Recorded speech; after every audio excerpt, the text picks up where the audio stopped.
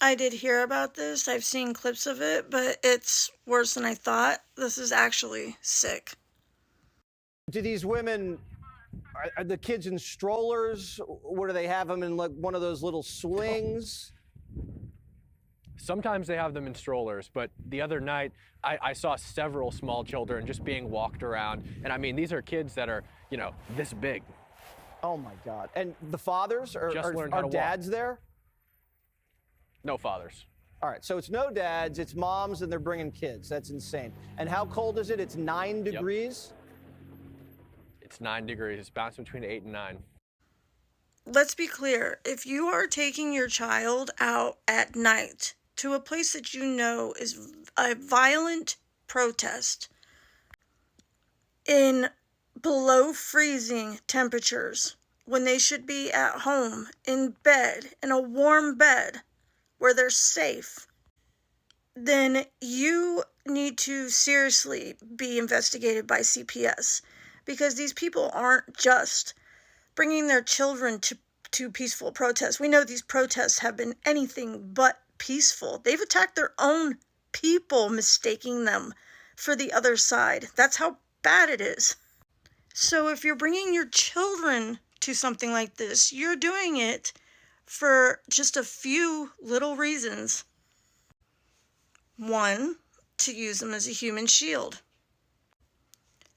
Two, in the event that something goes wrong and your child gets hurt, you think it'll make ICE look really bad. And other than that, I can't think of any reason why anybody would bring a toddler. These are toddlers. So, like he said, some of them could barely walk. That's how young they are. To a protest like this. To protest that we've seen violence again and again and again. And like I said, violence that has been directed at each other even. And violence where they know that tear gas has been deployed. They want so that they can say, oh my God, they are tear gassing children. Why are you taking children out at night in below freezing weather to a dangerous riot or a dangerous protest? These people, each and every single one of them, need to be charged with child endangerment. Like, full stop. If you have a child and you take them to something like this, I mean, God have mercy on your soul.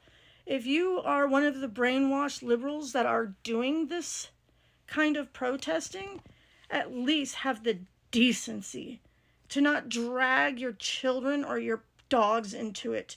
Renee Good had her dog in the back of that car. I mean, that poor dog could have been shot for her stupid decisions. Thankfully, the officer only hit her, not the dog. But he wasn't even secured in the seat. Like, I secure my dog in a seatbelt through the back of her harness. Like, so when that vehicle crashed, he probably went flying into the front seat. People bring animals and children for sympathy, for human shield, and so that when something goes wrong, they can demonize ICE. Plain and simple.